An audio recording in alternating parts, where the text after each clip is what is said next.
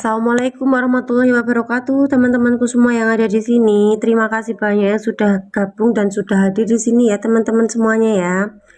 Ya, terima kasih banyak. Di malam hari ini materi kita adalah tentang rezeki atau perjalanan keajaiban rezeki ya.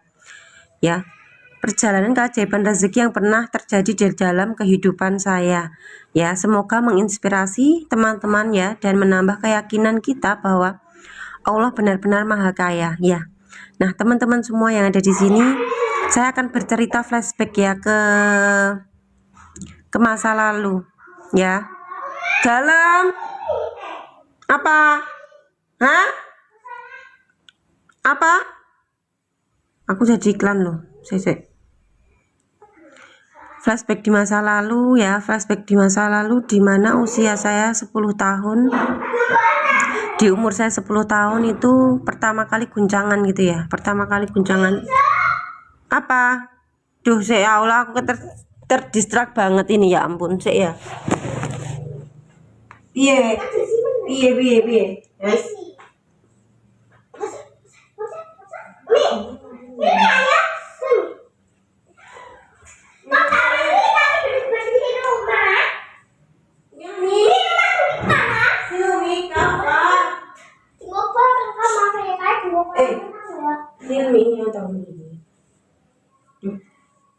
Saya bentar ya Allah ya Allah.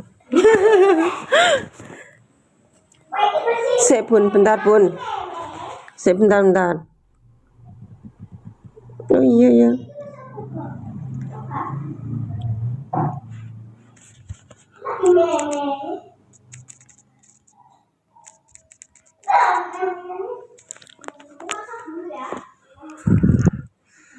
Ya, di umur saya 10 tahun ya teman-teman, di umur saya 10 tahun itu adalah puncak pertama kalinya ya kehidupan saya yang awalnya itu luar biasa kaya. Misalkan ya orang tua saya itu punya penghasilan yang luar biasa ya. Saya hidupnya sedang jaya ya. Di usia saya 10 tahun tuh hidup saya sedang jaya. Karena apa? Karena saya itu pengen apa-apa dibelikan ya, ada semuanya lah intinya. Nah, ketika itu teman-teman, satu bulan itu guncangan terjadi ya. Guncangannya apa? Bapak saya kecelakaan parah sekali ya waktu itu ya, sampai akhirnya usahanya bapak saya bangkrut. Bapak saya punya utang nggak bisa membayar ya, dan akhirnya rumahnya bapak saya itu harus dijual. Dan disitulah bapak saya ada di ICU selama 1 bulan tuh nggak sadar ya. 1 bulan nggak sadar, saya dan ibu saya serta adik saya yang dua-duanya adik ya, itu berada dalam kondisi yang sangat menegangkan ya ketika itu ya. Kenapa? Karena di saat itu udah bangkrut ya, rumahnya harus dijual, harus buat bayar utang. Saya sangat sangat sedih ketika itu ya. Ketika saya melihat ibu saya itu nangis diem-diem netesin air mata kayak gitu ya. Dan saya melihat ibu saya yang bersedih dengan kondisi seperti ini ya. Dan saya anak kecil yang merasa terlukai juga dengan keadaan itu. Kita bingung ya harus pergi kemana. Dan disitulah teman-teman, disitulah saya merasakan titik terendah hidup saya ya dimulai. Kemudian kami tinggal di rumah di bawah Sungai Bengawan Solo ya. Jadi di Sungai Bengawan Solo ya, teman-teman boleh sambil tap-tap juga dong ya. Di Sungai Bengawan Solo itu kan ada bawahnya ada rumah-rumah ya. Jadi di situ ada rumah-rumah di bawah-bawah. Saya tinggal di situ sama ibu dan adik saya. Bapak saya itu nggak sama saya karena bapak saya sakit parah, dia harus dirawat oleh ayahnya atau kakek saya ya. Jadi di rumah yang sangat kecil sekali yang hanya satu kamar ya, itu saya, adik saya 2 dan ibu saya tinggal di situ. Kami tidur di situ ya, kami tidur di situ, kami makan di situ, dapur di situ ya, dan semuanya ada di situ. Kita nonton TV pun juga di situ teman-teman ya. Jadi yang awalnya saya itu punya rumah yang besar, saya punya segalanya. Misalkan ya aku mau jajan ada uang ya, saya mau bermain ada uang buat beli mainan. Aku punya teman-teman yang banyak, tapi saat itulah teman-teman kehidupan saya itu berubah drastis. Saya menangis ya, saya menangis karena apa? Kita harus tinggal di tempat yang sangat kecil. Kalau ada banjir ya dari sungai, kita harus pergi dari situ karena apa? Kebanjiran. Habis itu ibu saya tuh bingung mau makan apa ya, karena kita nggak punya uang sama sekali. Ibu saya bingung, kerjaan nggak ada. Disitulah teman-teman saya merasakan pertama kali makan ya, makan tuh bener-bener pakai nasi dan hanya pakai tempe aja ya. Dan itu saya menangis ya, waktu itu saya itu menangis. Saya merasa kenapa ya kok hidupku seperti ini gitu ya. Yang awalnya itu aku bahagia loh ya, aku punya uang loh, misalkan aku bisa beli apa-apa. Tapi kenapa saat ini hidupku seperti ini? Seorang anak kecil yang dia itu harus mengalami seperti itu. Itu kan sebuah kewajaran ya, ketika anak kecil harus menangis ya. Menangis nggak bisa ketemu ayahnya ya. Ayahnya sakit, terus ibunya juga nggak punya pekerjaan, kita makan aja bingung ya. Itu titik terendah ya, titik terendah saya ketika dulu waktu umur saya 10 tahun gitu ya. Berlanjut lagi pada akhirnya ibu saya itu nggak bisa nyekolahin saya ya.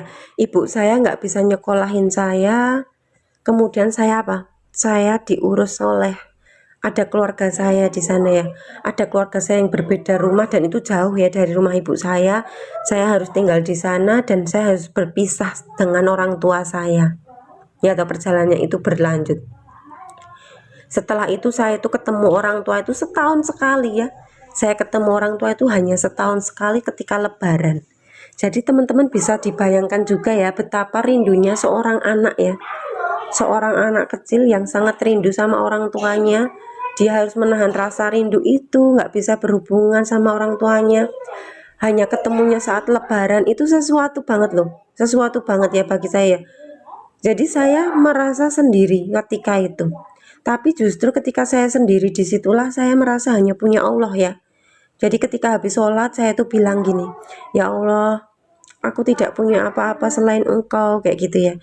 Ya Allah, aku hanya punya Engkau di dunia ini, aku tidak punya apa-apa lagi gitu ya. Jadi setiap bergantungnya saya itu hanya sama Allah. Saking apa? Saking keadaan ya. Bukan karena saya beriman ya, bukan saya yang beriman, bukan begitu ya. Tapi ya memang karena keadaan seperti itu ya. Waktu itu kan nggak ada HP ya. Ya otomatis saya kalau rindu orang tua ya saya hanya nangis ya. Ya hanya nangis, hanya ngomong sama Allah ya, ya Allah aku rindu banget sama orang tuaku, kayak gitu ya. Berjalannya waktu ya teman-teman itu sampai akhirnya saya kuliah ya. Sampai akhirnya saya kuliah, saya itu merasa kayak digembleng gitu ya, kayak digembleng oleh Allah gitu loh dalam setiap perjalanannya. Misalkan saya ketika ada masalah saya mengadu ya, saya tanya sama Allah gitu ya, saya komunikasi nih. Ya Allah, saya begini. Kenapa ya kok begini? Nanti Allah memberikan aku jawaban, entah dari orang ngomong, entah dari saya lihat apa ya. Itu langsung nyambung ngeklik gitu loh. Ngeklik ya. Ada klik-kliknya, saya langsung nyambung. Kayak hati saya itu langsung tersambung oleh jawaban itu. Dan saya percaya penuh. Nggak ada pikiran dan ego saya yang menggugat itu, dan itu langsung nyambung, klik gitu ya. Nah dari situlah teman-teman, perjalanan keajaiban rezeki ini dimulai ya. Dimulai saat saya kuliah ya. Saat saya kuliah itu saya kan dulu itu kerja ya.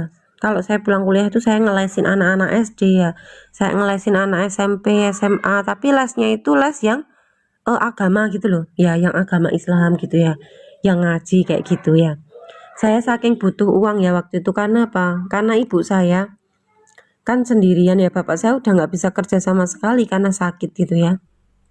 Sampai akhirnya ibu saya pindah dari rumah yang di bawah Sungai Bengawan Solo.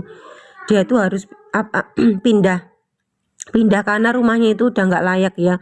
Itu udah bener-bener miris banget pokoknya. Akhirnya saya sama ibu saya itu nyari kontrakan rumah. Nyari kontrakan rumah harganya berapa coba? Waktu itu pertama kali itu 5 juta. Saya melihat ibu saya yang sangat bersedih ya ketika harus pindah dari rumah itu, dan akhirnya kita harus cari kontrakan. Ibu saya nggak punya uang. Saya ya seorang anak perempuan, anak pertama, saya melihat ibu saya menangis, saya itu nggak betah ya. Saya nggak, gimana ya, saya itu merasa bahwa saya menjadi tulang punggung atau saya menjadi seorang ayah ketika itu ya. Jadi saya bisa merasakan loh, jadi seorang laki-laki, seorang ayah itu seperti apa. Saya pernah merasakan itu ya saat saya kuliah di semester 4. Di semester 4 itu saya baru pertama kali saya merasa menjadi seorang ayah ya. Saya melihat ibu saya yang menangis, nggak punya uang, bingung tempat tinggal ya. Disitulah saya itu bilang sama ibu saya, Bu, kita cari kontrakan aja ya, gitu. Nanti uangnya aku nyari uang aku gitu. Aku bilang sama ibu, ya nanti aku nyari uang Bu, aku gitu. Terus pokoknya ibu tenang aja, aku bilang gini, pokoknya ibu tenang aja, pokoknya yang penting ibu bisa tidur, ada rumah gitu loh. Akhirnya apa, aku cari kontrakan ya, aku cari kontrakan rumah dan ketemu harganya 5 juta. Lah 5 juta itu, waktu itu aku punya uang 1 juta, aku DP ya. Aku bilang sama yang punya rumah, Bu, saya DP 1 juta ya, kekurangannya nanti 1 bulan lagi boleh nggak gitu ya. Nggak apa-apa Mbak. Akhirnya alhamdulillah teman-teman, disitulah ya ibu saya dan adik-adik saya itu bisa tinggal di rumah itu yang harganya 5 juta.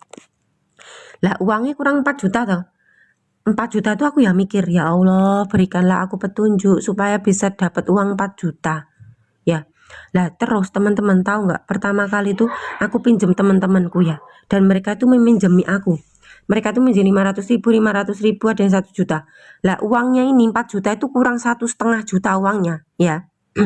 1,5 juta ini aku nggak enak banget ya, aku pinjem, aku sangat-sangat kepepet ya.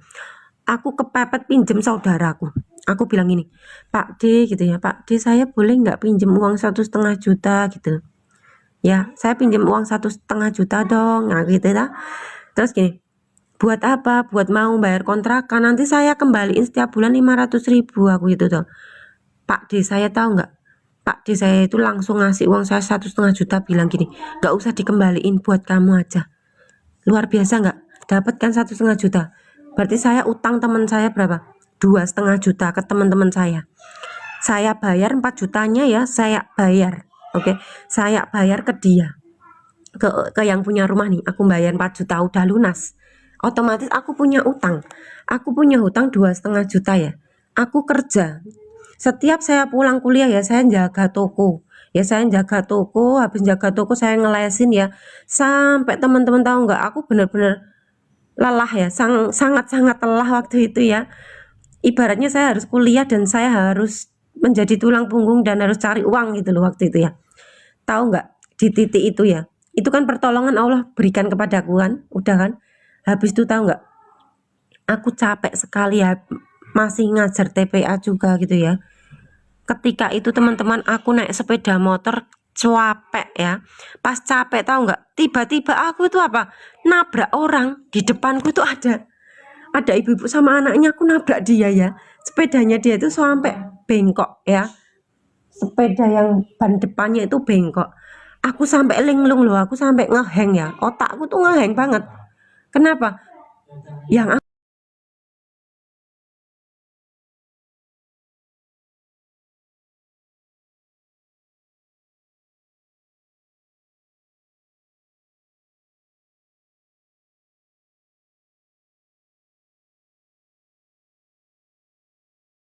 udah ngeheng kepalaku ya, otakku tuh udah ngeheng banget, udah kayak orang, kayak orang linglung, kayak orang stres gitu loh aku ya. Terus tahu nggak teman-teman, aku dimarah-marahi sama ibunya itu ya, aku diginiin. Ya emang itu buku Zero Is Me. Bu, teman-teman semua maaf ya, buku Zero Is Me saya itu isinya perjalanan hidup saya. Makanya itu isinya Zero Is Me ya, buku ya. Nah terus tahu nggak gini, aku dimarahin ibunya kayak gini, Mbak, pokoknya harus tanggung jawab ya, kamu harus ketemu suamiku Mbak ya, soalnya mobilku juga habis tabrakan, ini sepedaku lagi ditabrak kayak gitu toh.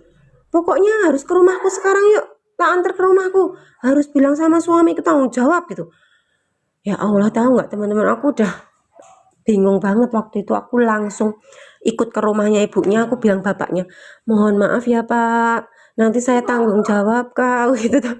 Nanti saya akan tanggung jawab Pak, gini-gini. Udah selesai semua itu. Aku kan ngajar TPA ya, lah TPA aku tempatnya itu nggak jauh sama rumahnya ibu itu ya. Ibunya bilang, ya Mbak, besok aku dandak ini ya, tak dandak nih atau tak nek tak dandak niki basa Indonesia apa? Tak benerin ya neng bengkel ngono to. Tak benerin neng bengkel ya Mbak ya, engko nek wis bayarannya berapa toh. Pokoknya tanggung jawab, siap Bu, aku gitu ya. Siap Bu gitu. Tahu nggak teman-teman, tahu nggak? Ya diperbaiki. Ya Allah, tahu nggak sih teman-teman, aku tuh ya, aku sampai di tempat TPA ya. Aku kan ngajar TPA tuh, habis itu aku bilang gini, Bu, saya izin dulu ya, saya mau ngajar TPA. Oh iya Mbak, gitu kan ibunya udah nyimpen nomorku. Terus tahu nggak, Masya Allah ini, aku langsung ke masjid ya. Aku ke masjid TPA itu tahu nggak, waktu itu kan aku baru menstruasi ya, jadi aku nggak sholat toh. Aku tuh di dalam masjid ya, aku apa namanya berdoa sama Allah itu aku belum ngomong apa-apa ini tahu nggak, air mataku udah menetes loh, udah netes netes netes tahu nggak, aku nggak bisa berucap apa-apa. Aku tuh bilang sama Allah loh kayak gini ya, ya Allah, dalam batin ya aku nggak bisa ngomong karena waktu itu udah netes netes air mataku ya. Aku bilang kayak gini, ya Allah, aku tidak punya apa-apa lagi selain Engkau, kayak gitu ya aku ya. Ya Allah, aku tidak punya apa-apa lagi selain Engkau. Terus aku bilang gini, ya Allah, aku harus mengganti uangnya gitu ya. Ya Allah, aku harus mengganti ban sepeda motornya yang rusak. Padahal aku kerja selama ini ya, aku ngumpulin uang buat ganti teman-temanku yang aku utangin kayak gitu. Aku nangis netes-netes loh itu. Aku gini, ya Allah, aku terus berserah kepadamu, aku nggak tahu jalannya lagi. Aku udah habis itu teman-teman ya, aku usap air mataku, habis itu aku ngajar TPA. Nah di situ setelah aku selesai ngajar TPA, temanku tanya, kamu kenapa kok kamu kayaknya sedih gitu ya, gitu ya. Nah temanku itu namanya Nova gitu ya. Nah dia itu gini, aku cerita sama dia habis TPA ya, tadi aku tuh nabrak sepeda motornya orang gini gini gini. Terus gini, ya udah nanti aku sama Pak Ustadz ke situ ya, ke rumahnya lah. Kenapa? Ya pokoknya misalkan nanti ganti rugi ya, aku nanti pinjem uang masjid ya, aku gitu ya. Aku pinjem uangnya di masjid boleh nggak? Nanti aku ganti ya, aku gitu ya. Wis ya, oh nggak apa-apa kayak gitu kan dia. Nggak apa-apa ya, alhamdulillah. Tahu aku kan dapat pinjaman uang kan ibaratnya ya. Ya tahu aku udah nggak begitu mikir lagi nih gitu. Tapi teman-teman tahu nggak besoknya nih? Besoknya itu aku di WA loh sama ibunya itu. Ibunya itu WA gimana? Bilang kayak gini, Mbak, maaf ya Mbak ya atas kemarin saya yang galak banget seperti ini. Terus dan lain-lain lah, dia itu menjelaskan. Terus gini, Mbak, kejadian kemarin buat pelajaran kita aja ya Mbak. Saya di sini udah nggak lagi minta tanggung jawabnya Mbak, kayak gitu.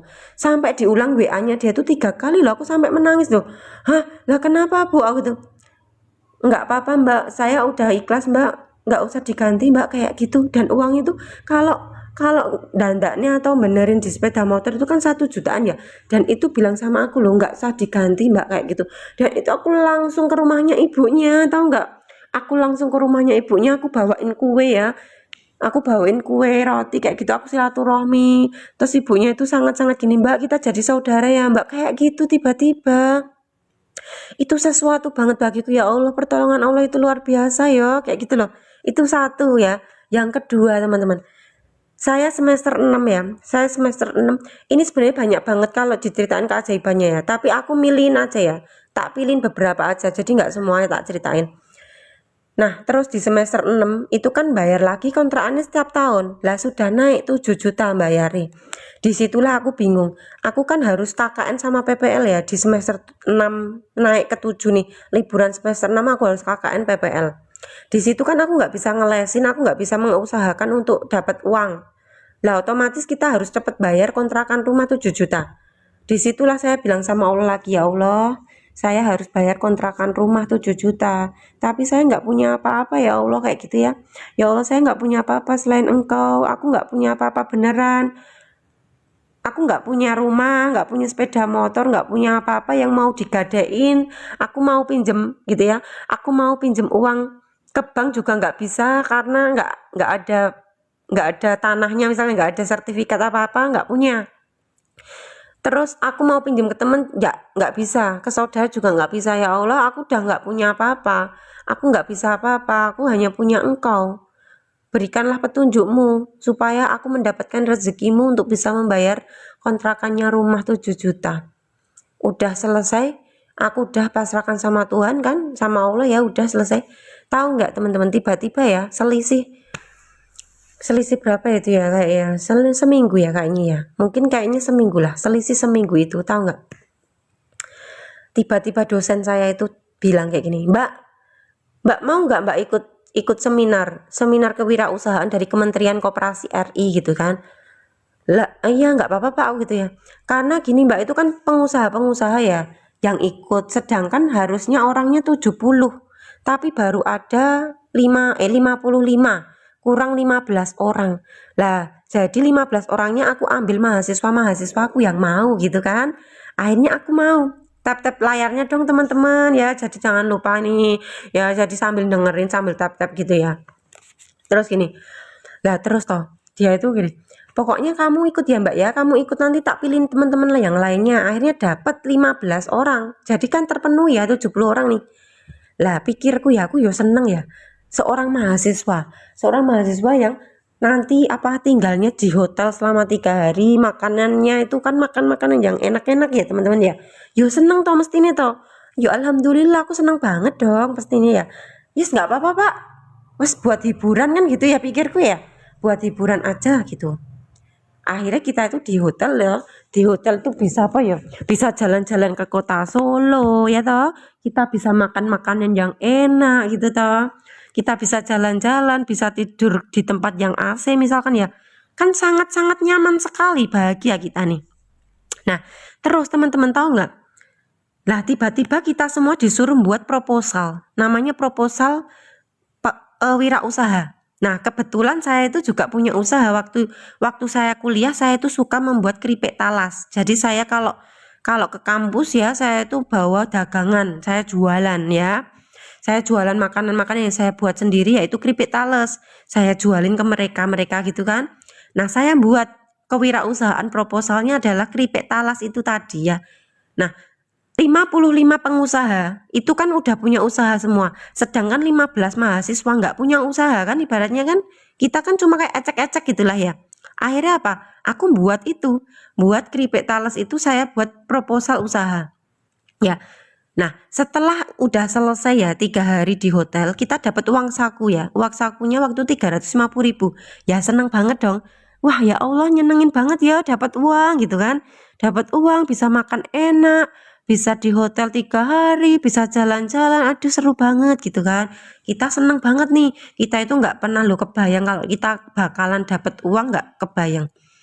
Setelah satu minggu berlalu, ada info dari dosen saya. Ya, infonya apa dari dosenku? Dosenku bilang, dosen saya itu mengirimkan orang-orang, nama-nama orang-orang yang dapat uang dari Kementerian Koperasi RI. Nah, nama-namanya salah satunya nama saya ada di situ. Ya, jadi nama saya dan nama teman-teman saya ada 5 orang mahasiswa yang dapat uang dari Kementerian Koperasi RI ya. Ada namanya. Loh kita dikabari harus membuat rekening BRI sama NPWP. Kita langsung buatkan ya. Loh masa kita dapat uang sih, aku nggak nyangka banget loh gitu loh.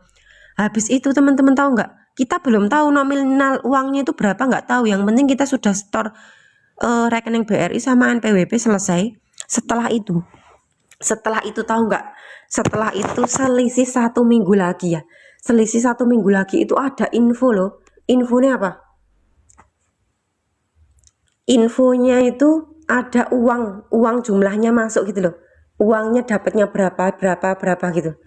Ya Allah teman-teman tahu nggak? Ketika itu aku mengetahui uang aku yang aku dapetin berapa coba? Waktu itu. Waktu tahun dulu banget tuh 2000 berapa, berarti aku kan lulusnya 2015 loh. Di tahun 2015 ya aku dapat uang dari Kementerian Koperasi RI berapa? 11 juta.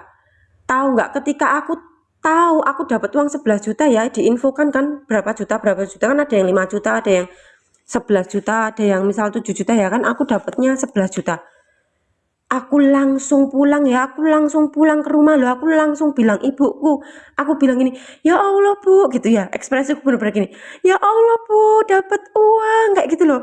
Ya Allah, itu sampai aku tuh bener nangis aku.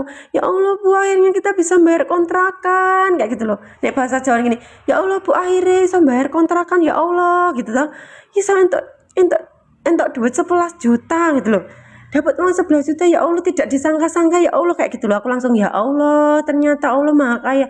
Allah selalu memberikan apapun yang aku butuhkan, walaupun aku tuh nggak punya apa-apa ya. Aku tuh nggak punya rumah, nggak punya sepeda motor, nggak punya apa-apa, sekolah juga dibayarin orang ya, bener-bener nggak punya apa-apa. Tapi apa Allah loh memberikan ya, dan aku dapat uang 11 juta itu akhirnya aku bisa bayar 7 juta buat kontrakan rumah ibuku ya. Habis itu 2 jutanya buat buat ini apa namanya? Buat bayarin adikku sekolah ya, waktu itu masuk SMP. Ya, dan akhirnya aku bisa KKN PPL dengan lancar semuanya. Dari situ ya. Kemudian berlanjut lagi ya. Berlanjut laginya itu keajaiban selanjutnya ya. Ini tak ceritain tentang bensin ya. Jadi aku loh, tahu nggak, aku tuh sampai nggak punya apa-apa, nggak punya uang ya. Aku ketika pulang dari kampus, aku itu pernah tak buka sepeda motorku, tak buka, bensinnya masih nggak ya, tak liatin, bensinnya masih sedikit. Aku nggak punya uang, uangku recehan 500-an 6, jadi ada 3.000 aja aku. Di situ aku bilang gini, ya Allah ini nanti kalau bensinnya habis, kayaknya habisnya nggak jauh deh dari rumahku deh. Jadi nggak apa-apa nanti aku kalau kalau tak tuntun juga nggak apa-apa, nggak jauh gitu loh. Jadi aku udah siap menuntun sepeda motor itu, dan aku tahu bahwa bensinnya tinggal sedikit, dan aku tetap melaju. Aku tetap melaju naik sepeda motor ya. Itu sepeda motor dipinjemi oleh saudaraku. Jadi aku kampus tuh dipinjemi saudaraku sepeda motor waktu itu ya. Habis itu aku naik sepeda motor, tiba-tiba di tengah-tengah loh, habisnya bensinku itu masih jauh banget dari rumahku. Aduh, aduh habis nih. Ya habis kan bensin, ya udah. Aku berhenti di masjid, aku sholat duhur, habis sholat duhur ada aqua, ya toh. Ada aqua di situ, aquanya itu gelasan aku ambil berapa ya? 6 itu ya. Aku ambil 6 apa namanya? 6 aqua gelasan, tak taruh di mana? Tak taruh di tasku. Tak taruh di tasku supaya aku nanti kalau apa namanya? Dorong sepeda motorku itu nggak haus gitu lah aku gini, ya Allah wes tak lakoni, bahasa Jawa ini aku tak lakoni gitu ya, tak tuntun, habis nuntun tak minum lagi, tak tuntun lagi, minum lagi, aku sampai gini, ya Allah aku percaya engkau tidak akan menelantarkanku, aku yakin ya Allah engkau itu tidak pernah membebani aku di luar kemampuanku gitu loh, aku percaya banget itu. Jadi aku terus kalau kalau aku masih bisa mendorong sepeda ini, berarti Allah itu masih pengen aku itu bisa ya, aku tuh masih diberi kekuatan untuk mendorong, makanya aku bisa mendorong. Aku terus dorong aku sampai netes loh ini, sampai keringatku tuh netes ya Allah gitu ya. Ditanya orang, Mbak bensinnya habis ya, aku bilangnya gini, enggak, mogok aku gitu ya, aku bohong lah, aku malu ya, lah bensinnya habis kok nggak beli, kan nggak punya uang ya, tau kan malu no, masa aku bilang nggak punya uang bu no. Terus ya wes, ditanya lagi sama orang, Mbak bannya bocor ya gitu, tak jawab enggak bu, bensinnya habis. Pokoknya aku bohong terus sampai akhirnya gini, aku minum, berhenti minum, aku gini, ya Allah aduh kok udah netes ya, udah netes nih keringatku gitu ya. Tahu nggak habis itu ya, aku ya habis itu tuh aku sampai udah nggak kuat ya. Ya Allah aku bener-bener udah capek ya Allah, ini udah gak kuat, aku capek banget ya Allah gitu tau. Langsung aku nyerandat ke sepeda motor ya, jadi strandatnya itu langsung tak strandat kayak klik gitu loh ya toh, langsung klik. Lah kliknya tahu nggak, di bawah, pas di bawah strandat sepeda motorku itu tahu nggak ada uang loh. Aku nemu uang di situ, bayangin aku yang awalnya tuh netes ya, netes keringetan udah cuap, tiba-tiba aku langsung semangat loh, ya Allah dapat uang gitu ya. Aku langsung beli bensin, tahu nggak, tiba-tiba tadi yang aku lemes ya, aku langsung semangat nih, ya Allah dapat uang gitu kan. Aku langsung seneng banget, ya Allah dapat uangnya, tahu nggak, tak beliin bensin. Habis itu uangnya tahu nggak berapa, 5.000 dan aku punya kericik 500-an 6, jadi ada berapa, 8.000. Nah waktu itu kan bensinnya harganya 8.000 teman-teman ya toh. Aku beli bensin seliter 8.000 dan aku pulang sampai aku netes ya Allah lega gitu loh, lega banget ya Allah kayak gitu toh. Aku sampai rumah cerita sama ibuku tanya, lah kamu tadi kok bisa beli bensin gitu toh, loh kok kamu tadi bisa beli bensin, ini uangnya dari mana, kamu meninggal KTP ya gitu. Enggak bu, ya Allah bu, aku nemu uang gitu, aku nemu uang bu, aku seneng banget tahu nggak. Disitulah loh ternyata apa yang dimaksud rezeki itu bukan uang nih, Tapi rasa gitu loh, rasa ketika kita udah berlelah-lelahan ya, dibales sama Allah seperti itu, mak celes gitu loh ya. Mak celes, tahu nggak rasa mak celes? Mak celes tuh ya kayak kita habis puasa seharian dapat es teh, ya itu rasanya. Jadi jangan muluk-muluk melihat rezeki itu sesuatu yang 1 miliar 100 juta gitu loh ya. Tapi kenikmatan itu loh, kenikmatan rasa yang aslinya membuat energi kita bertambah. Jadi ketika kita mampu merasakan energi keberlimpahan dari dalam diri, maka di luar dirimu akan mengikuti gitu loh. Makanya ini ada zero ismi, di mana zero ismi ini di dalamnya buku saya yang saya tulis ini ya, semua perjalanan kehidupan saya, perjalanan kenyataan yang pernah saya alami, dan di situ teman-teman akan sadar penuh bahwa semua ini adalah Allah yang melakukannya gitu loh. Jadi ketika saya menceritakan pengalaman kehidupan saya yang tidak masuk akal ya, kalian tuh harus berpikir gitu loh. Ketika saya cerita, kalian harus berpikir jernih bahwa siapa yang melakukan ini, bukan aku gitu loh. Allah kan, nggak mungkin lah aku. Terus lagi tak ceritain lagi ya, masih pengen cerita nggak? Soalnya ya banyak banget sih, tapi aku tak ceritain satu lagi ya. Satu lagi, ada yang mau dengerin ceritaku, boleh di komen semua di sini. Mau mbak gitu, coba semuanya nih boleh komen di sini nih ya. Mau nggak dengerin satu lagi ceritaku? Sebenarnya banyak ya tuh, cuma aku pengen cerita ini aja, satu lagi aja nih. Pengen nggak? Semuanya boleh diketik di kolom komentar semuanya, silahkan. Mau nggak? Kalau mau semuanya, saya akan menceritakan satu lagi. Seru ya, seru banget. Oke ya. Ya oke, terima kasih banyak semuanya. Tap-tap dulu layarnya. Thank you ya. Nah, teman-teman semuanya, jangan bersedih hati yang sedang gabung ya. Kalian masih bisa melihat rekaman video saya ini di TikTok ini ya. Saya direkam oleh teman saya dan akhirnya nanti dimasukkan di YouTube ya, dimasukkan di YouTube saya. Jadi teman-teman bisa melihat YouTube saya, ada di bio saya ya. Silahkan diklik di situ kalau mau melihat video-video yang pernah saya unggah seperti itu ya. Silahkan dinikmati, ini nanti juga akan masuk di situ ya. Nah, satu lagi ceritanya, teman-teman, semua orang kan pengen ya jadi ASN, pengen kan ya. Nah, ketika itu saya itu belum ada gairah ya, waktu itu pengen jadi ASN ya. Saya jadi honorer aja, jadi honorer, seorang guru honorer gitu ya.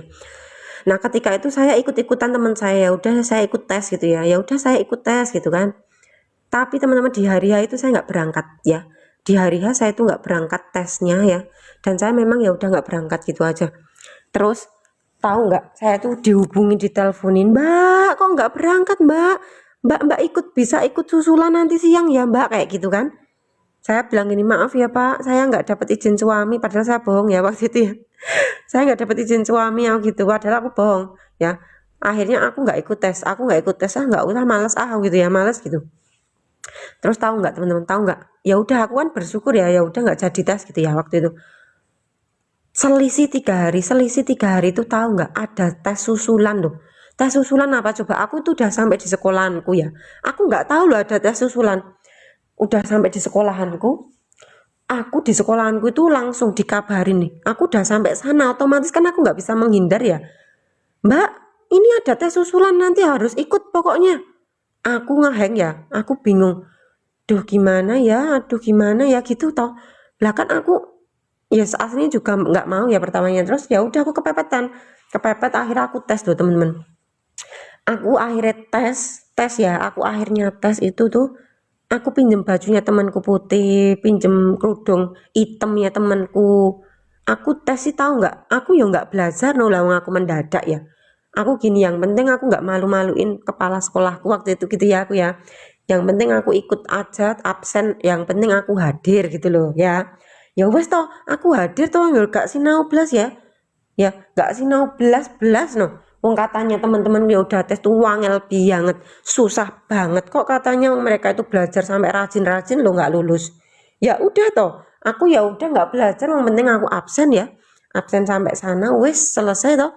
Aku tes ujian nih, ada 100 soal. Aku tes ya tak klik-klik aja nih. Klik gitu kan aku ya, ABC, pokoknya ngawur semua, ngawur nggak bisa. Habis selesai tes, tahu nggak teman-teman? Kan itu langsung muncul nilainya. Habis selesai tes tuh langsung muncul nilainya. Tahu nggak nilainya muncul berapa? Nilaiku tuh bagus loh. Aku lulus. Aku lulus, bayangin bisa dipakai logika nggak? Soalnya susah banget, nggak belajar sama sekali kok lulus. Tahu nggak siapa itu yang melakukan itu? Ayo, apakah aku sebagai manusia mungkin ya yang ini mengerjakan? Siapa? Berarti siapa yang melakukan itu? Allah kan? Padahal teman-temanku yang rajin banget ya sampai berhari-hari udah belajar terus nggak lulus loh mereka. Nilainya itu rendah-rendah. Maksudnya nilainya itu memang rendah-rendah semua. Tapi aku nggak belajar. Aku ngawur semuanya gitu loh. Nggak bisa aku. Tapi lulus. Kenapa bisa? Berarti yang ngerjain siapa? Ayo. Yang membetulkan semua siapa? Yang ngeklik semua itu siapa tadi? Allah kan? Dan akhirnya ya sudah, akhirnya aku mendapat pekerjaan menjadi seorang ASN, jadi seorang guru ya, dan itu adalah pekerjaan yang Tuhan berikan langsung kepadaku ya. Jadi itu adalah pekerjaan yang Allah berikan langsung kepadaku, langsung turun dari langit, bukan dari keinginanku. Jadi ini aku harus menjalani karena ini adalah keinginan Allah kepadaku, bukan keinginanku. Makanya semakin kita tidak mengusahakan sesuatu, semakin tidak kita berusaha apapun, semakin kita bisa merasakan keajaibannya itu hadir. Yang melakukan semua itu adalah Allah gitu loh. Nggak bisa mengklaim dong kalau misalkan aku hebat nih, misalkan ya aku hebat banget ya bisa jadi guru gitu ya. Ya nggak bisa lah. Iya kan, aku aja nggak bisa ngerjain loh, kok bisa lulus, kan berarti kan bukan aku yang ngerjain. Makanya nggak ada sama sekali perasaan mungkin ya ini adalah kehebatanku, ya nggak bisa lah. Dari mana kalau aku mau mengklaim ya ini adalah kehebatanku, nggak bisa. Karena ini benar-benar Allah yang melakukan sendiri dalam diriku, lewat diriku begitu. Ya, jadi di sini saya itu bercerita bukan masalah kesombongan ya, tapi saya itu pengen membuka kesadaran teman-teman atau membuka wawasan teman-teman bahwa Allah loh deket sama kita gitu loh. Allah loh bersama kita. Jadi jangan khawatir apapun, selari-larinya kamu kalau itu bukan rezekimu, kamu tuh nggak bakal dapat. Kalau kamu nggak lari ya, misalkan kamu mau lari kemanapun ya itu rezekimu ya dapat. Boh gimana caranya kamu digeret, kamu akan digeret, diseret gitu loh. Jadi disinilah kita apa? Percaya penuh bahwa apa ya inilah apa ya?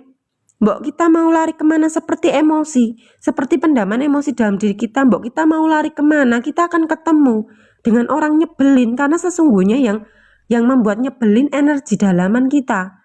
Ya, makanya kita mau lari kemana ya? Ketemu lagi energi orang A. Kita menghindar dari orang A, kita ketemu orang B energinya sama.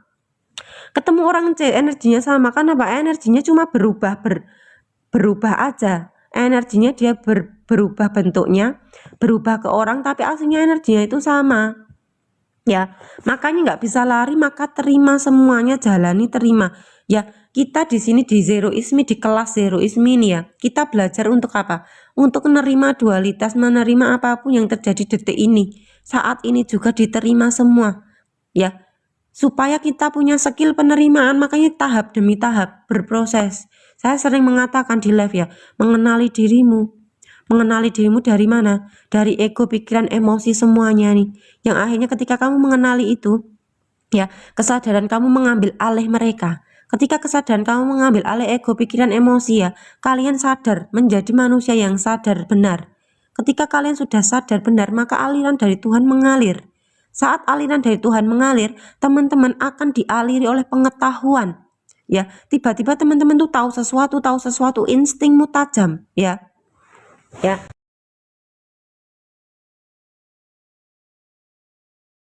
bisa melakukan ini itu. Oh, tiba-tiba alirannya Tuhan yang mengalir ke kita karena kita apa? Sudah mengenali diri palsu. Kita sudah melepaskan diri palsu kita yang akhirnya kita diri sejati ini ya. Diri sejati kita ini yang ada. Makanya kita kosong. Di mana kekosongan kita ini diisi oleh aliran Allah, aliran Tuhan. Makanya kita berasa nggak melakukan sesuatu, kayak ngeflow banget loh. Kok bisa ya gini ya? Kok bisa ya? Jadi pikiran kita itu hanya yang ada itu cuma ketakjuban ya, kalimat takjub bahwa ya Allah kok bisa ya gini ya, kok bisa ya kayak gitu.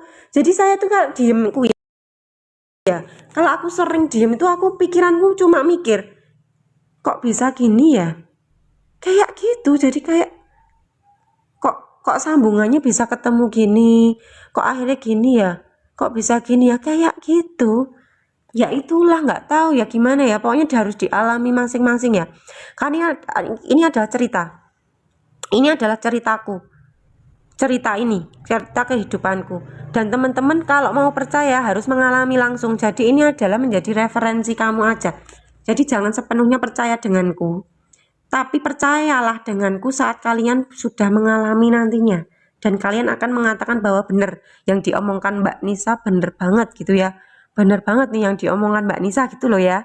Maksudku begitu. Jadi jadikan ini sebuah referensi kalian, supaya apa, kalian punya referensi bahwa oh bener ya, validasinya dari aku, oh ya bener ya Mbak Nisa yang diomong ini gitu misalkan, kayak begitu ya. Itu nanti besok-besok lagi tak ceritain lagi. Ini ceritanya itu aja dulu ya. Teman-teman semuanya yang mau gabung di grup aku silahkan daftar aja di bio saya. Ada nomor saya di situ. Yang mau rilis emosi juga bisa, silahkan ya. Daftar aja di situ. Kita nanti akan belajar bersama untuk keterhubungan sama Allah setiap hari. Ada latihan-latihan yang akan saya berikan kepada teman-teman di situ. Saya akan berikan voice note-nya buat teman-teman semuanya. Ya, full semua, dan buku saya ada 2, buku Zero Ismi sama Jalan Muhasabah Diri, bentuknya PDF. Akan saya bagikan sama teman-teman jika kalian mau bergabung ya. Nah, bergabungnya gimana Mbak? Misalkan bayar berapa? Bayarnya seikhlasnya hati kamu ya, seikhlasnya hati kamu aja ya. Jadi silahkan seikhlasnya hati, maunya berapa tanya sama Tuhanmu, tanya sama diri kamu, pantasnya berapa ya aku ngasih, dan berikanlah itu kepada saya setulus hati kamu ya. Jadi jangan dipaksa-paksa, kalau nggak pengen gabung jangan memaksakan diri ya. Tapi kalau kalian mau gabung, ketika bayarnya seikhlasnya, kalian tanya sama dirimu ya. Jadi ya Allah, aku mau ngasih berapa ya? Ya nggak tahu Nomi di sana. Saya bilang gini ya, ya Allah saya nggak tahu harus ngasihnya berapa, tunjukkanlah kepadaku, aku harus ngasih berapa kepada Mbak Nisa misalkan. Jadi keterhubungan itu akan terjadi ya, terhubung sama Allah itu akan terjadi di awal waktu sebelum teman-teman melakukan sesuatu atau bertindak ya. Jadi kayak gitu kan namanya zero ya, kayak gitu namanya apa ya, namanya itulah zero. Makanya teman-teman kalau mau melakukan sesuatu, dasari dulu dari ketulusan hatimu. Jadi jangan didasari oleh ego atau aku pengen dapat keajaiban, aku masuk grupnya Mbak Nisa misalkan ya. Jangan, karena di dalam grup saya itu nggak ada dapat apa-apa, nggak dapat apa-apa. Di dalam grup saya itu diajarin apa? Diajarin skill penerimaan, releasing emosi ya, releasing emosi, penerimaan, supaya apa? Supaya teman-teman bisa menjalani kehidupan, bisa nerima dualitas hidup. Karena kita nggak pernah tahu, kadang sakit, kadang sehat, kadang uangnya banyak, kadang uangnya sedikit, kadang sukses, kadang melarat, kadang sukses, kadang dia bangkrut ya. Dualitas hidup itu akhirnya kita bisa menjalani dengan penerimaan ya. Jadi bukan manifestasi sukses, lunas utangnya, hidup damai, bahagia ya, enggak. Orang yang sadar, manusia yang punya kesadaran itu apa? Yang dia selalu belajar untuk ngerilis emosinya atau nerima segala emosinya. Kemudian yang dia lakukan adalah penerimaan atas dualitas hidup, kadang sedih, kadang bahagia, kadang takut, kadang damai ya. Kadang dia merasa merasa ketakutan, cemas ya, itu dualitas hidup. Kita nggak bisa memilih pengennya bahagia terus, nggak bisa. Dalam kita mau pengennya, aku hidupnya pengennya bahagia terus Mbak, nggak bisa dong. Aku pengennya lunas utang terus, nggak punya utang ya, nggak bisa. Apa Dek? Sampai penuh ya, nggak bisa dong kita melakukan kayak gitu. Karena apa? Ya karena kita hidupnya itu kan dualitas. Makanya yang dimaksud Allah itu apa? Bertakwa, beriman itu apa? Barang siapa yang bertakwa, beriman itu adalah orang yang berserah diri. Apapun keadaannya, kita jalani itu semuanya. Lah manusia itu udah diajarin nggak mau menderita. Dari kecil tubuhnya itu sudah tegang. Ya toh? Dari kecil tubuhnya udah tegang. Kenapa tegang? Ya karena orang tuanya atau lingkungannya selalu bilang, hidupnya harus bahagia, kamu harus berprestasi, harus sukses ya, harus kaya, harus berprestasi. Jadi tubuhnya kita dari kecil itu sudah tegang antara kita melawan atau lari ya. Melawan atau lari itu kan tubuhnya tegang, menolak kan, menolak yang nggak enak ya. Kita sudah menolak yang nggak enak, otomatis apa? otomatis teman-teman ketika dewasa kalian lari terus. Kalau ada rasa nggak enak, ada orang nyebelin datang, lari lagi ya. Misalkan ada masalah ini itu, lari terus. Tapi semakin kita lari, semakin tumpukan emosi kita semakin dalam, maka dia terus mengejarmu terus, karena itu energi. Nah, energi itu harus dinetralkan dengan cara diterima atau dirilis ya. Pendaman emosi sumbatannya itu dirilis dulu supaya apa, energi kita itu lancar lagi. Kalau energi kita lancar lagi, maka kejadian di luar diri akan lancar ya. Jika keberlimpahan sudah ada dari dalam, kita sudah mengenal diri sejati kita sudah berlimpah dari dalam, maka di luar diri mengikuti berlimpah juga. Jadi cermin di luar diri itu adalah cermin kita ya. Sesimpel itu, kita tahu dalaman kita dengan melihat apa yang ada di luar diri kita ya. Kalau orang nyebelin terus datang sama kita, berarti asli yang nyebelin adalah diri kita, dalaman kita nyebelin. Maka harus dirilis dulu pendaman emosimu untuk memutus. Itu yang disebut memutus karma. Memutus karma adalah memutus pola-pola emosimu ya, dan akhirnya energimu itu lancar lagi. Otomatis apa, di luar diri kamu tidak akan terulang lagi. Jadi pola berulangnya sudah terputus di situ. Kayak begitu ya teman-temanku semuanya. Ada yang mau tanya mungkin ya? Ini sudah berapa nih? Sudah 1 jam ya? Sudah 1 jam berlalu. Ada yang mau tanya mungkin ya? Teman-teman semua yang ada di sini nanti bisa lihat di YouTube-nya ya. Nanti habis saya rekaman seperti ini di-upload di YouTube ya. Besok bisa dilihat di YouTube-nya lengkap di situ ya. Silahkan, sudah ada 4 video tambah 1, ini berarti sudah ada 5 video di situ ya. Kalau mau nyimak-nyimak silahkan kayak gitu ya. Kalau mau gabung di grupnya juga silahkan, kalau enggak juga enggak apa-apa. Jadi semua itu terserah teman-teman. Ikuti kata hatimu, ikuti hati nurani kamu ya. Silahkan yang mau bertanya boleh, silahkan.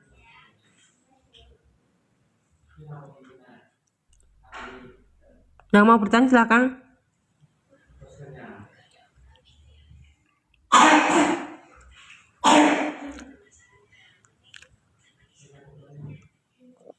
Ada yang mau tanya? Apa, Dek? Nggak ada yang tanya, semua sudah paham di sini? Boleh diketik di kolom komentar, sudah paham semuanya yang saya sampaikan? Sudah merasuk belum di dalam hati dan pikirannya teman-teman? Boleh di komen di sini. Sayang, 2 hari ini Bunda lagi kesel. Saya nggak apa-apa, Bun. Nggak apa-apa ya, keselnya diterima rasanya. Fokus sama diri sendiri, diamati dirinya yang kesel, rasanya badannya yang kesel di mana, diamatin semua ya Bun ya. Ada yang tadi, ada yang ini nggak, ziarah hati. Aku jadi inget Mbak Nisa, ternyata iya memang kan aku selalu apa, Dek? Aku kan selalu bilang Bun, Allah melebihi urat nadi. Bayangkan kalau kita disuruh mikir Allah melebihi urat nadi, berarti Allah di mana coba? Kalau melebihi urat nadi itu di mana Allah gitu loh? Di mana? Ya udah dilingkupi Allah kita itu gitu loh. Ya gitu ya. Nyimak Mbak, siap Bunda. Makasih Bun. Loh, Pak Son Goku tentang jodoh Pak, saya juga tentang jodoh ada Pak, lengkap Pak, tapi belum saya ceritain di sini ya. Jadi saya ceritanya dikit-dikit dulu ya. Jadi besok lagi cerita lagi beda gitu loh ya. Oke? Nanti jodoh juga ada Pak, khusus Son Pak. Jadi nanti mungkin ada materi tentang jodoh dan percintaan, boleh ya di sini ya, khusus gitu ya.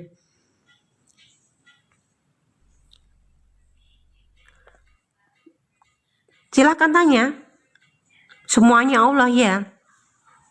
Silakan yang baru bergabung nggak apa-apa, nanti lihat YouTube saya ya. Di YouTube saya besok paling sudah diupload ya. Silakan dilihat besok di YouTube ya. Jadi tenang aja, sudah direkam. Biar ajaib harus selalu nol ya Pak Hari, disadari Pak, kita sudah ajaib Pak. Jadi jangan mengejar ajaib Pak, kita sudah ajaib ya. Jadi kita nggak ngejar ajaib, kita sudah kosong Pak. Kenapa kok kita itu lupa kalau kita kosong? Karena ada diri palsu kita yang masih nempel. Diri palsunya apa? Pikiran, ego, emosi. Ya itu diri palsu kita yang nempel, sehingga kita tidak terasa bahwa kita sudah nol. Padahal kita sudah kosong, sudah ajaib. Cuma seakan-akan nggak ada, seakan-akan tertutup Pak. Itu yang disebut kafir. Tertutup oleh apa? Pikiran, ego, emosi gitu Pak. Bunda bahagia bukan ponakan yang buat bunda kesel, Bun. Memang ponakannya buat bunda kesel karena bunda ada pendaman emosi kekesalan. Jadi dia harus datang ke bunda. Jadi sadari ya, Bun, ini tentang diri kita sendiri, bukan tentang orang lain. Fokus sama diri kita, ini tentang diriku. Ya, Bun, tentang diri kita sendiri ya, Bun, bukan tentang orang lain ya. Coba dicek dalaman tubuhnya, yang terasa apa, diakui, diterima, rasakan penuh sadar. Enggak, ya, siapa yang ngitung? Enggak, Allah itu tugasnya satu, memberikan cinta kasih sayang tok. Ya, tugasnya Allah yang dahsyat itu apa? Selalu memberikan cinta kasih. Iya, kayak gitu ya. Ada lagi nggak teman-teman sebelum saya sudahan ya? Saya usai sudah nih. Saya sudahan. 1 menit lagi yang mau bertanya silakan, kalau nggak tanya juga nggak apa-apa. Ada nggak kalau mau gabung di grupnya juga silakan. Iya dong, makanya kan semua ini tentang dalaman ya Kak Budi Zulkarnain. Semua tentang dalam diri, Pak. Kalau dalaman diri sudah beres, di luar akan beres semua, nggak usah beresin di luar. Ya inget ya, nggak usah beresin di luar. Di luar diri akan mengikuti dalaman. Gitu, makanya di sini fokus diri, dirilis emosi semuanya. Ya makanya teman-teman misalkan kalian mau gabung silahkan. Karena kita itu kan akan ada bimbingan ya. Dalam artian itu setiap hari itu kan ada diskusi. Oh ini bener nggak Mbak kayak gini, itu kan ada sangkut pautnya tanya jawab gitu loh di grup. Ya, maksudku begitu ya. Jadi teman-teman praktek tadi ada loh. Ada juga loh teman-teman, tahu nggak? Dia itu tuh ada yang praktek rindu banget sama seseorang ya. Dia itu pengen dihubungi seseorang itu. Dia rilis emosi rasanya itu tiba-tiba apa? Selisih 1 jam orangnya itu menghubungi dia. Selisih 1 jam orang yang menghubungi dia. Makanya di sini apa? Rilis emosimu semuanya. Dirilis emosi. Makanya kalau pengen lebih dalam, gabung aja. Kalau enggak juga enggak apa-apa, terserah teman-teman ya. Karena memang ini tuh enggak bisa kalau hanya dengerin di live. Kan bingung rilis emosi yang gimana ya, Mbak? Enggak paham kan? Enggak paham gitu loh. Apalagi teman-teman yang masih baru misalkan kan enggak paham nih gitu ya. Kalau pengen gabung silakan WA aja, ada nomorku di sana ya. Nanti dapat bukuku 2, bisa dibaca bukunya ya toh. Bukuku bisa dibaca, dapat latihan-latihannya setiap hari. Boleh telepon aku juga loh, itu udah luar biasa loh. Bener loh di sini apa namanya? Ibaratnya teman-teman tuh ada loh sampai berjuta-juta ya. Ada di grup saya itu yang udah ikut jutaan rupiah ya dia. Enggak apa namanya, ada bapak-bapak dari luar Jawa. Dia nggak berhasil, maksudnya nggak berhasil rilis emosi gitu loh. Terus akhirnya rilis emosi saya by telepon ya, hanya ngalir telepon, dia nanti akan naik. Ya dia nanti emosinya dia akan naik sendiri keluar. Ya, emosi dia akan naik keluar, dari situlah dirilis. Ya jadi energinya itu akan netral lagi gitu ya. Cuma kayak gitu aja di telepon aja. Ya jadi saya metodenya apa Mbak? Nggak tahu metodenya, pokoknya ngobrol. Ya metode itu cuma ngobrol aja, tiba-tiba aja nggak tahu lepas sendiri kayak gitu loh. Ya. Jadi semua itu hanya Allah yang melakukannya lewat diri saya, bukan saya ya. Bukan saya yang melakukan, tapi Allah yang sedang melakukan lewat diri saya. Sehingga saya juga nggak tahu apa-apa kenapa kok bisa terjadinya. Teman-teman bisa sadar, bisa lepas emosinya dan lain-lain, itu semua adalah energinya Allah. Bukan saya. Energinya Allah yang sedang dialirkan lewat diri ini. Jadi aslinya asalnya dari Tuhan yang hanya dialirkan saja. Begitu ya. Ya. Mungkin gitu dulu ya teman-teman, karena nggak ada yang bertanya, mungkin sudah paham semuanya sampai ngelotok gitu ya mungkin ya. Gimana satu kali lagi?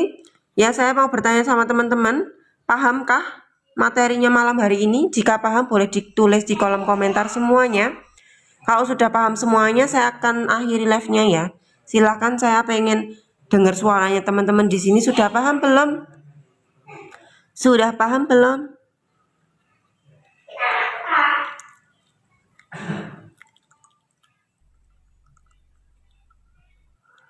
Sudah paham belum teman-teman? Boleh diketik di kolom komentar. Yang tadi sudah bergabung, yang itu loh Kak, di bio Kak Zero Ismi diklik ya. Paham semua ya, alhamdulillah. Diklik Zero Ismi, ada nomor saya ya Bunda. 085647 itu Bun. Itu kan ada huruf G toh. Huruf G-nya itu 6.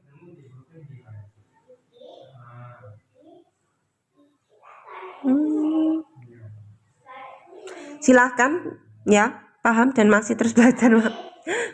Ya alhamdulillah teman-temanku semua sudah paham semuanya. Jangan lupa kalau mau lihat lengkapnya video ini bisa lihat di YouTube-nya ya, yang akan diupload mungkin nanti malam atau besok ya. Akan diupload di situ YouTube-nya. Link YouTube saya juga ada di Zero Ismi, diklik. Nanti ada link YouTube, ada nomor WA-nya juga gitu ya. Terima kasih banyak teman-temanku semua yang sudah bergabung di sini ya. Ya jadi saya sistemnya live. Kalau udah selesai ya sudah ya. Jadi ya sudah, saya itu nggak bisa lama-lama banget tuh, nggak bisa ya. Jadi ya semau saya, ibarat semau gue gitu ya. Semau diriku sendiri. Ketika saya live juga kalau pas ada rasa hasrat ya, hasrat pengen live, kalau nggak ada ya aku males gitu ya. Ya makanya saya mengikuti aliran aja. Jadi kalau teman-teman bertanya, ini live-nya setiap jam berapa mbak gitu ya, nggak ada jam-jaman. Nggak ada jam-jaman bagi saya. Live-nya itu kalau saya berkehendak dalam hati itu pengen live, saya akan live. Kalau tidak ya tidak gitu ya. Gitu ya teman-temanku semuanya. Thank you semuanya yang sudah bergabung di sini. Ditunggu gabungnya di grup misalkan ya. Gabung di grup atau ikut kelas privat misalkan, terserah. Mau ikut di YouTube juga silahkan. Mau ikut di live aja juga silahkan, terserah teman-teman semuanya. Saya serahkan pada teman-teman semuanya. Terima kasih banyak atas waktunya ya di sore, di malam hari ini. Iya mbak, karena di sini saya nambah energi ya mbak. Jadi ketika saya live di sini tuh saya nambah energi untuk diri saya. Saya memberikan zakat atau mengalirkan aliran dari Allah, sehingga aliran ini, ketika saya mengalirkan semua aliran ini ya, saya merasa mendapatkan energi yang dahsyat luar biasa ya. Saya mendapatkan banyak kebaikan dari Tuhan ya.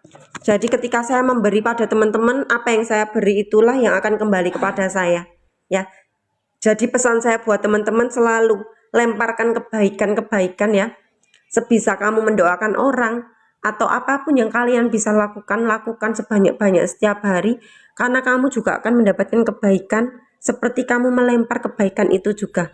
Jadi sesungguhnya ketika kita berbuat baik kepada orang lain, kita sedang berbuat baik pada diri kita sendiri.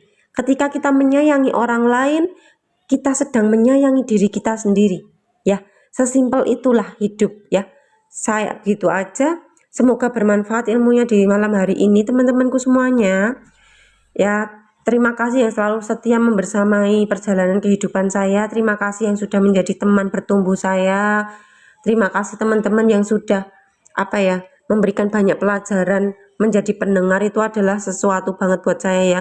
Di saat saya bisa ngomong dan ada yang mendengarkan, maka ini adalah timbal balik yang luar biasa buat kita semuanya ya. Saling mengisi satu sama lain, saling menjadi teman seperjalanan, menjadi muridnya alam semesta, menjadi muridnya Allah ya seperti itulah ya pokoknya. Terima kasih ya teman-temanku semuanya ya. Berkah selalu buat kalian semuanya dan semua makhluk Tuhan yang ada di alam semesta ini senantiasa bahagia, damai, sejahtera, penuh dengan kebaikan dan keberlimpahan. Dan untuk semua sel-sel yang ada dalam tubuh kita semua senantiasa memberikan vibrasi, frekuensi ya, energi yang sangat dahsyat cinta kasih, memancarkan keluar diri dengan penuh kasih sayang kepada sesama siapapun makhluk Tuhan di alam semesta ini ya. Terima kasih ya teman-temanku semuanya. Assalamualaikum warahmatullahi wabarakatuh.